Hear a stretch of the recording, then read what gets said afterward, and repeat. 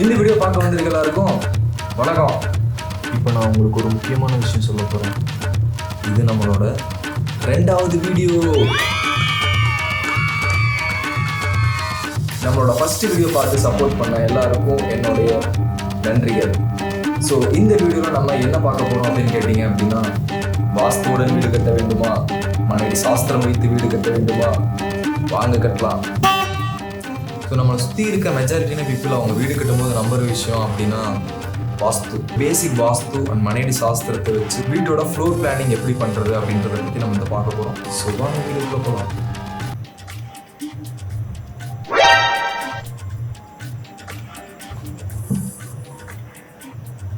உங்களுக்கு தான்.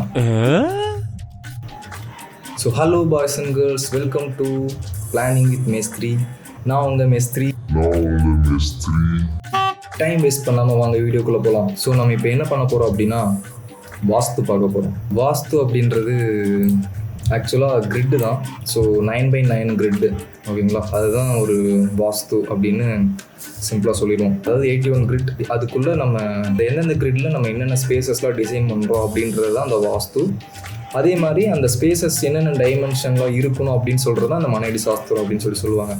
ஸோ இதுதான் அந்த கிரிட்டு, ஓகேங்களா? 9x9 கிரிட்டு நம்ம சொன்ன மாதிரி 81 கிரிட்டும் நம்ம கவர் பண்ணுவாங்க. ஓவராலாக ஒரு 3x3 ஒரு கிரிட்டு நம்ம போட்டு ஒர்க் பண்ணி வச்சுருக்கோம். ஸோ இதுதான் அந்த 3x3 கிரிட்டு. எந்தெந்த கார்னர் எந்தெந்த ஸ்பேஸில் எந்தெந்த மாதிரியான ஸ்பேசஸ்லாம் வரணும் அப்படின்னு சொல்லி நம்ம வாஸ்துவில் இருக்கிறது நம்ம இப்போது ஒர்க் அவுட் பண்ணி வச்சுருக்கோம். இதை நான் கார்னரில் நான் உங்களுக்கு ஷோ பண்ணுறேன். ஏன்னா நான் பிளான் டிராஃப்ட் பண்ணுறதுக்கு நான் யூஸ் பண்ணுறது AutoCAD சாஃப்ட்வேர் யூஸ் பண்ணுறேன். ஸோ நிறைய சாஃப்ட்வேர் இருக்குது, அது உங்களுக்கு எது கம்ஃபர்டபுளாக இருக்கோ அதை நம்ம யூஸ் பண்ணிக்கலாம், ஓகேங்களா?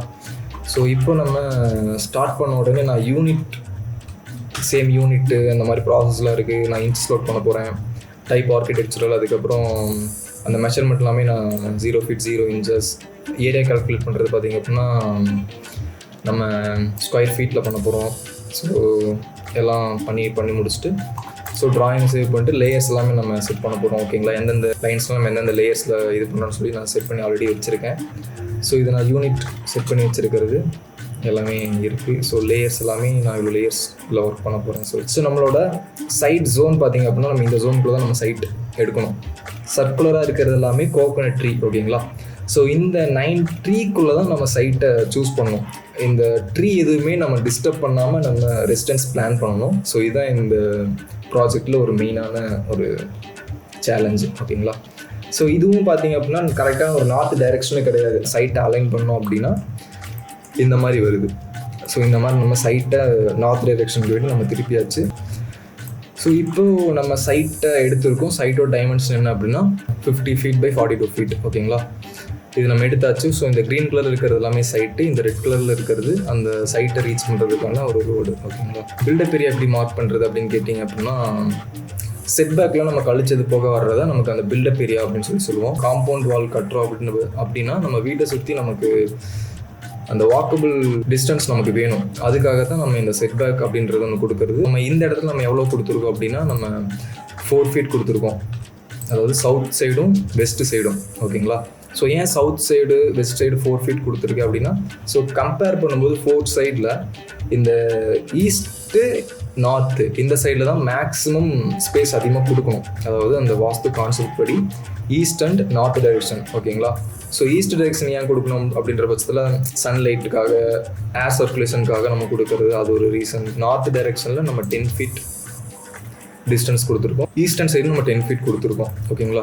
ஸோ இதை நம்ம ரெடியூஸ் பண்ணிட்டு நமக்கு பில்டப் ஏரியா எவ்வளோ வருது அப்படின்னு சொல்லி பார்த்தோம் அப்படின்னா 36 feet by 28 feet, ஓகேங்களா? ஸோ இந்த ஓவரால் டைமென்ஷன் நமக்கு அந்த மனையடி சாஸ்திரத்தில் கரெக்டாக இருக்கான்னு சொல்லி பார்க்குறதுக்கு நான் உங்களுக்கு மேலே அந்த டேபிளும் நான் உங்களுக்கு ஷோ பண்ணுறேன். ஆக்சுவலாக இந்த டைமென்ஷன் நம்ம கொடுக்கலாம், எந்த ப்ராப்ளமும் இல்லை. டிஸ்கஸ் பண்ண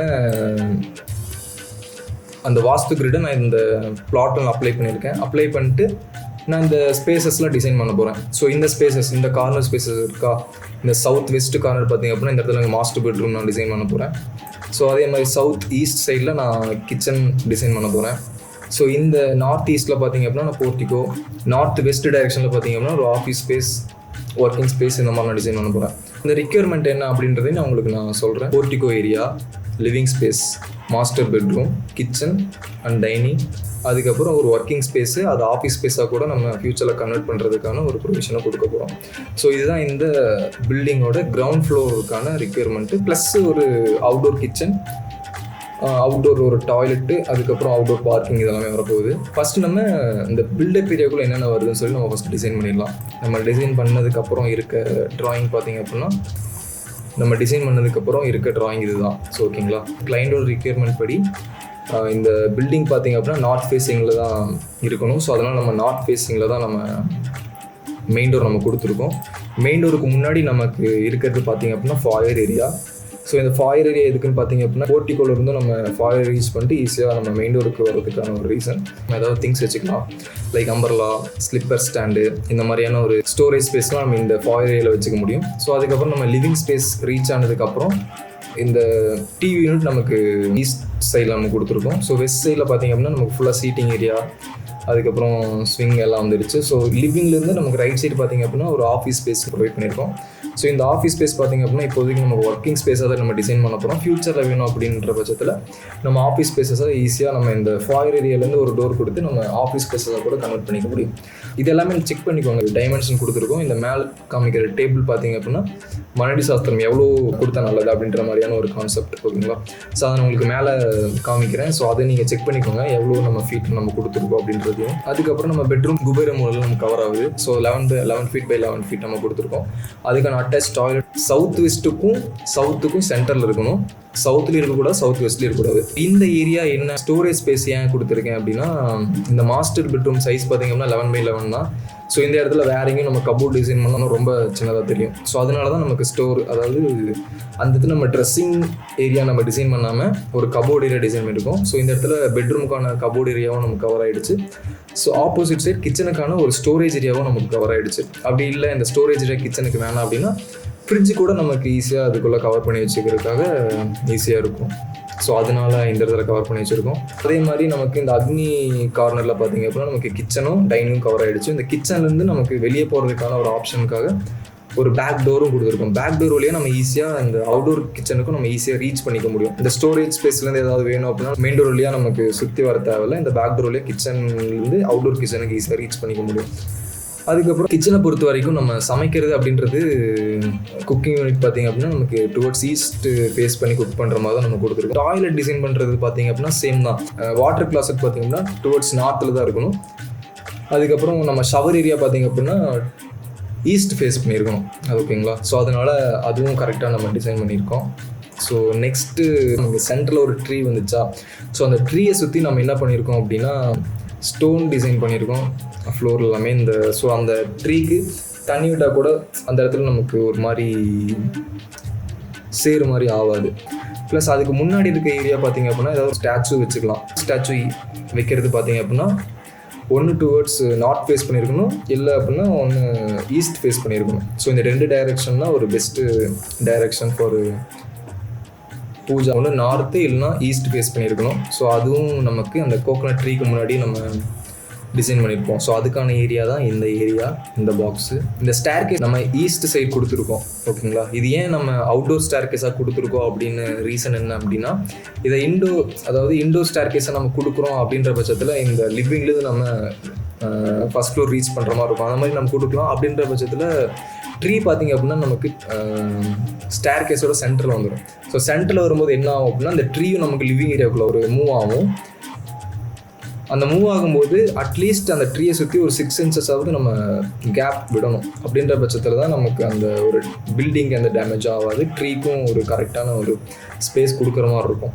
ஸோ அதனால அந்த ஸ்பேஸ் கொடுக்கணும் அப்படின்னா அந்த கண்டிப்பாக ஒரு கேப் வீட்டுக்குள்ளே இருக்கும். அந்த கேப் வீட்டுக்குள்ளே இருக்கும் அப்படின்ற பட்சத்தில் இந்த ட்ரீக்கு மேலே இருக்க நிறையா ப்ராப்ளம்ஸ் வரும். அதாவது பூச்சி ஏதாவது உள்ள வரதா இருக்கட்டும், அந்த மாதிரி நிறைய ப்ராப்ளம்ஸ் வரும். வீட்டுக்குள்ளே லிவிங்குள்ளே டேரெக்டாக இருக்கும். ஜலமூலை எப்போவுமே பார்த்திங்க அப்படின்னா கொஞ்சம் ஓப்பன் ஸ்பேஸாக இருக்கணும். ஸோ அதனால் நம்ம இது கொடுத்துருக்கோம்.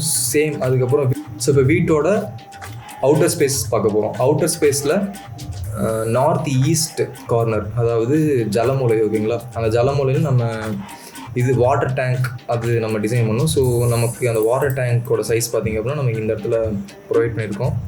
ஸோ அதுக்கப்புறம் நமக்கு அவுட்டோர் கிச்சன் வர்றதுக்கு பக்கத்துலேயே நமக்கு ஒரு டாய்லெட் ஏரியா நம்ம டிசைன் பண்ணியிருக்கோம். வேறு கெஸ்ட் வராங்க அப்படின்னா ஈஸியாக யூஸ் பண்ணிக்க முடியும். அப்படி இல்லை அப்படின்னா இந்த ஃபார்ம் லேண்டில் யாராவது ஒர்க் பண்ணுறாங்க அப்படின்னா அவங்களும் யூஸ் பண்ணுறதுக்கு ஈஸியாக இருக்குன்றனால நம்ம இந்த இடத்துல கொடுத்துருக்கோம். சேம் அதுக்கு கீழே நம்ம செப்டிக் டேங்க்கும் ப்ரொவைட் பண்ணியாச்சு. ஸோ டாய்லெட்டுக்கு பக்கத்தில் இருக்க இந்த ஸ்பேஸ் பார்த்திங்க அப்படின்னா ஒரு பார்க்கிங் ஏரியாவை யூஸ் பண்ணிக்கலாம்.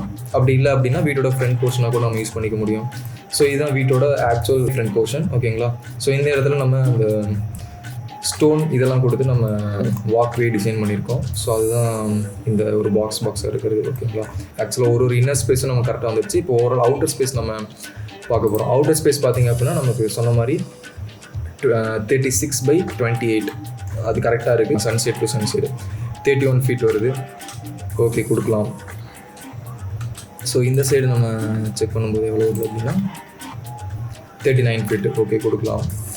ஸோ அவுட்டர் சைட்டும் எடுத்துருக்கோம். ஓகேங்களா? 42 feet கொடுக்கலாம். அதே மாதிரி 50 feet கொடுக்கலாம். ஓகேங்களா? ஸோ நெக்ஸ்ட்டு அதாவது இந்த ஜோன் இப்போ நான் சொன்னது ஓகே. இப்போ ஆக்சுவலாக அந்த அனலைஸ் பண்ணி பார்ப்போம். இது எல்லாமே கரெக்டான ஜோனில் இருக்கா அப்படின்னு சொல்லி அனலைஸ் பண்ணி பார்ப்போம். அனலைஸ் பண்ணுறதுக்கு பார்த்திங்க அப்படின்னா இந்த பிளான் நான் காப்பி பண்ணி இங்கே வச்சுருக்கேன். இந்த பிளானுக்கு மேலே நம்ம இந்த வாஸ்து கிரிட்டை கொண்டு போய் நம்ம வச்சு செக் பண்ணி பார்ப்போம். ஓகேங்களா? அந்த ஜோன்லாம் கவர் ஆகுதா அப்படின்ட்டு.